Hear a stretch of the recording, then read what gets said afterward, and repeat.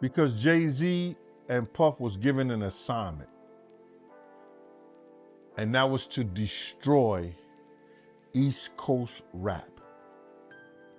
And what I mean by that, and I know people gonna be like, yo, Gene is out of his mind and everything like that.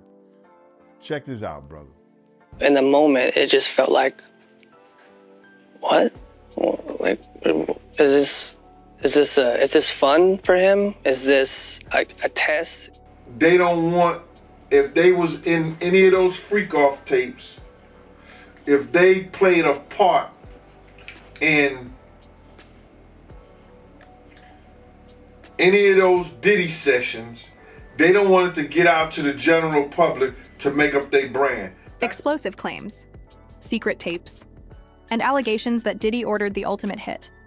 Tonight, Gene Deal, Diddy's own former bodyguard, breaks his silence about the $1 million check, the FBI warnings, and Tupac's alleged secret escape from a plot to kill him. Was Tupac the real target, or was the world misled for decades? For nearly 30 years, Tupac's murder has remained one of hip-hop's darkest mysteries. But behind the headlines, whispers of money, betrayal, and obsession point back to Diddy. Gene Deal says the answers were always there, hidden in plain sight. Tonight, we'll follow the clips, the money, and the lies that may reveal the truth. When he was only really just defending Diddy, and he felt like Diddy just, buried him. That's true to a certain degree. Sean had to take responsibility for what he did as an individual. Sean is the one who pulled that gun out. Sean is the one who shot. Gene admits Sean Diddy Combs must answer for his own choices. But the story doesn't stop with one man holding a gun. It goes deeper, into the billion-dollar empire built on secrets and silence. With the Tupac stuff. You understand what I'm saying? Hit 'em up, like you're saying, the beef from Hit 'em Up? Or? Yeah, from Hit 'em Up, from the fact that Pac is dead. Right. You understand? And they said a Crip did it, and because we was rolling with Crips, they may have thought we had something to do with that. You understand what I'm saying? Mm-hmm. So now... Deal alleges even Biggie's murder wasn't random. It was arranged. Alliances with Crips, the East vs. West War, and money-changing hands created a storm of suspicion. To understand Tupac's end, you must first understand the world Diddy created. So you made a comment before about how Puffy, he used to copy everything Tupac did. And you also said that if it was a female that Tupac was with, Puffy, he would get with that same female because Tupac was with her. And it sounded like you was implying that Puffy had an obsession with Tupac. Go more into detail about that, my man. Well, my exact words wasn't obsession, but you could see when somebody loves somebody, you could see when somebody hates somebody. And when I was around him, I could see that he hated Pac. But then how could you hate somebody that you try to do all the things that he do? Like, remember Pac had that Versace shirt on, that yellow Versace shirt on. Puff went and bought a yellow Versace shirt, or was seen, or people thought that they, from Sally Richardson to his baby mother, Sarah. He went after them.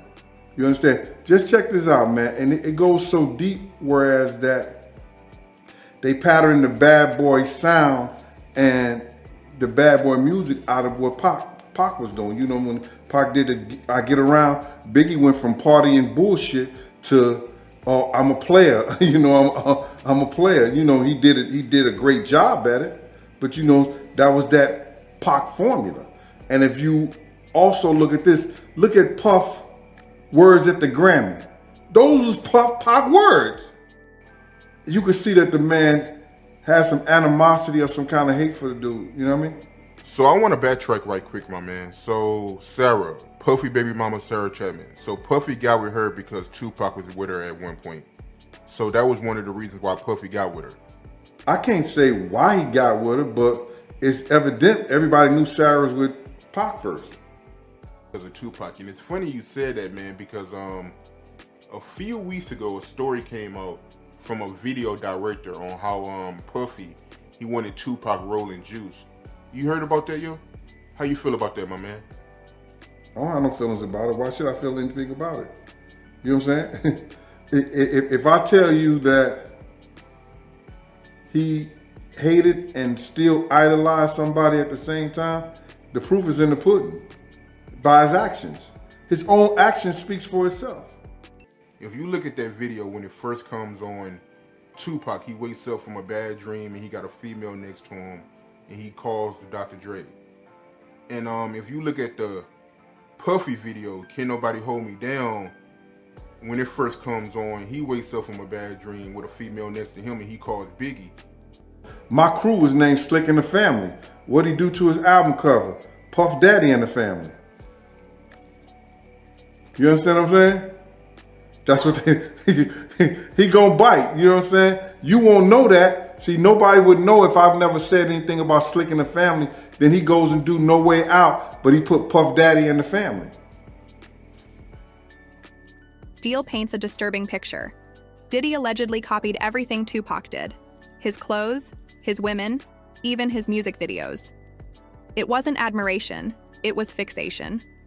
Gene says Diddy hated Pac, but also idolized him, a toxic obsession that fueled one of the deadliest rivalries in music history. Tupac and Suge, they pulled up in a red Hummer and Tupac got out and he started yelling at Biggie. And you said somebody named C. Gutter pulled out a gun on Tupac. When you look to the side of you, Puffy disappeared. And I did an interview with Napoleon and he told me that Tupac told him that when Puffy seen him, he ran. And I think Napoleon told me that Puffy ran inside a tour bus. That's what Tupac told him. He said, Pac started saying, nah what, you fat motherfucker, like, and Big started saying, what, you know what I'm saying, went back and forth like that. When C. Gutter pulled out the gun, the Nation of Islam got in the middle of it, and they stopped all the bullshit. I don't know if Suge seen the gun or not. I don't know. But even C. Gutter, when he got out of jail, he went on another platform and he said, that's when he had said that shit about Big, Pac, and all that other shit. He was trying to call Big on the phone, talking about what happened. And Big kept hanging up the phone on him. And I heard they wouldn't even let Tupac get his award because Tupac, he won an award for Me Against the World that day, but they wouldn't let him go on stage. That's and not get the true. award, right? Tupac was on stage. In '96, he was on stage. The Soul Train Awards became ground zero. Tupac and Suge pulled up in a red Hummer, Biggie and Puffy inside, guns drawn, Puffy running for cover. And behind the scenes, the Nation of Islam stopped what could have been a live TV bloodbath. I think that David Mack and Rafael Perez, who was working, doing security for Death Row, they had got and took that job to probably kill Puff. And they end up killing Big. Target, but you never said that the police told Puffy that he was the target. Elaborate on that. The FBI told him that. Phil Carson said that in the dossier. He said, I went to Sean Combs. He was reluctant to speak to me. But when I told him that we believe the hit was for you, he said that's when Puff gave him his attention.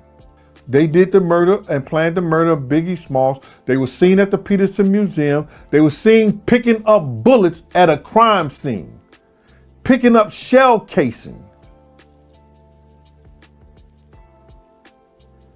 This is the FBI agent saying this. So now. And they said that Amir Muhammad lives in Atlanta now and he does real estate. Do you think Amir Muhammad will ever come out and speak? Why would he? Why should he? What are you gonna say? What are you gonna say? Yeah, I killed him. oh, yeah, I had something to do with it. He gonna stay far away from it as he can. Murder don't go away. You understand what I'm saying? The statute of murder is always there. They'll come get you 30, 40 years from now. But that information is what we need to get the killers in jail. They sealed the evidence that we need to put the killers behind bars. Because you know why? And that's what, if you seen that program, like you said, he said that it would have cost LA $400 to $600 million for their officers being rogue. And The FBI reportedly warned Diddy the hit wasn't for Biggie, it was for him. Yet decades later, Amir Muhammad, fingered as Biggie's killer, now lives quietly in Georgia selling real estate. Murder has no statute of limitations, but silence protects the powerful. And they can't get over it. And they got to keep getting high, hoping to get it out of their head. You know, but when you lose your man card, that's the only thing I can think of. You lose your damn man card. What is that? What do you mean by that? You give up your ability, your right to being a man. A man don't take it, a man gives it. So when you give up that man card, you don't get that back. Are you saying what I think you're saying? Now, I'm saying what I'm saying. You don't get that back. You come into this world as a man one time. You give up that right for anything, for fear of being hurt, fear of somebody doing something, for wanting to gain something. When you give up that man card right, you lose some spiritual energy that has always been pushing through. Like if a woman gives up her womanly right of being a mother and taking care of her family and do all those things. When you give up those things, but when you give up your manhood, I've never seen somebody recover from it. But for weeks asking me to come and teach him how to, wanted me to be his acting coach for a while. Go there and he's sitting around just looking. I'm like, okay, what's the material you want to work on? He's just looking at me. Then next thing you know, okay, hey, will you help me? I want to hear your music. So I come over there and I play the music. And he's sitting there, just looking at me, like waiting. Okay. So then my assistant was like, he wants to hang out with you next week. And I was like, for what? He's like, I think he's trying to fuck you. That's what my assistant said. And I was like, oh, okay. Now I get it. So now no more communication. It wasn't just music. Hollywood itself, Terrence Howard claims, was poisoned by Puffy's parties and power. Careers destroyed, stars compromised, and at the center, a man accused of pulling strings both on stage and behind closed doors. Gene Deal said he saw a check. Bruh. Gene Deal also said I wasn't the only one who saw the check for $1 million. That Eric Martin had, AKA Eric Von Zip. I wasn't the only person who saw it. Getting it to Zip, but they can follow that. See, you know the funny thing about that whole shit with that check stuff is that not one individual who has the ability and the authority to run and see that Eric Martin cashed a check for $1 million. They never said it wasn't a check for $1 million. Greg Caden, none of them never said there wasn't a check for $1 million. But I do know I saw that check for $1 million, and I know who he said he got it from and what it was for. Nobody never said it wasn't a check, though. Deal swears he saw it, $1 million check. Not speculation, evidence. Yet investigators never followed the trail. Was it a payment for silence or proof of a hit gone right? Tupac and the Death Row guys all go down there. And Keefe D and the Southside guys are down there as well as Zip is there. According to Keefe D's book, and he kind of backtracked a little bit on this, I guess that Zip was with Foxy Brown. Trayvon Lane points out the guy that jumped him and tried to take his death row chain. Tupac makes a beeline towards Baby Lane, and the car that Tupac and Suge was in gets shot up. Suge gets grazed, Tupac gets killed. And, I did a very extensive interview with Keefe D about this, where he admitted that he was in the car that killed Tupac. He didn't say who the shooter was, but, it could be one of four people. And it took Tupac a few days to actually pass away. In the beginning, everyone thought that he was going to make it. And then as the days progressed, you kept hearing worse and worse news until finally you heard that he passed away. He was so devastated that he got smoked out of his mind, gave Lil C's the keys, they got smoked out their mind, and they had an accident, and Big went through the car window. Could have killed. He could have been dead then. He broke both of the fibular bones in his body. That night in Vegas changed everything. Tyson fight, MGM brawl, Tupac gunned down in Suge's BMW. Within hours, Bad Boy's empire shook, and Biggie, devastated, nearly lost his own life in a car accident. Death was closing in on everyone. When Pac came home, I went to go visit Pac, and when I got Pac out, he came home, and we was going somewhere at the time. He said, "Oh, I can tell all your niggas, they all got those death row chains." I'm like, "Shit, I'm gonna make you one." He was like, "Shit, you my big bro. Let me wear yours. That's more important. I don't want a first one. I want to wear the one you got." So my death row chain at the time was full of diamonds on the chain. Stop fucking with those weirdos who was jealous and hating on Tupac. It had something to do with his downfall. You is gonna fuck with him, Dre. This call and your telephone number will be monitored and recorded. Even behind bars, Suge Knight insists. Pac's legacy has been rewritten. Fake chains, fake friends, real betrayal. And the players who once stood beside him may have been the same ones who plotted his downfall. I hope it goes to trial. That I'm praying, because the lawyer, any 18B lawyer, and that's just a government lawyer, the free lawyer that they give to people. I thought this was bigger than Keefe D. He said, I did this because of Tupac. I did it for Tupac. I went to Keefe D home and I saw Keefe D. You didn't do that shit with Tupac. You did it for your two pockets. You got a book deal. You got a movie deal. Tupac didn't like cops.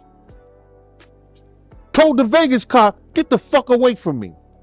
But when the lawyer get him on the stand, and I'm sorry for going into that rant, bro, but when the lawyer get him on the stand and asks him who gave him the right to take government information and put it in his book, who gave him the right to take something that was supposed to be private and take,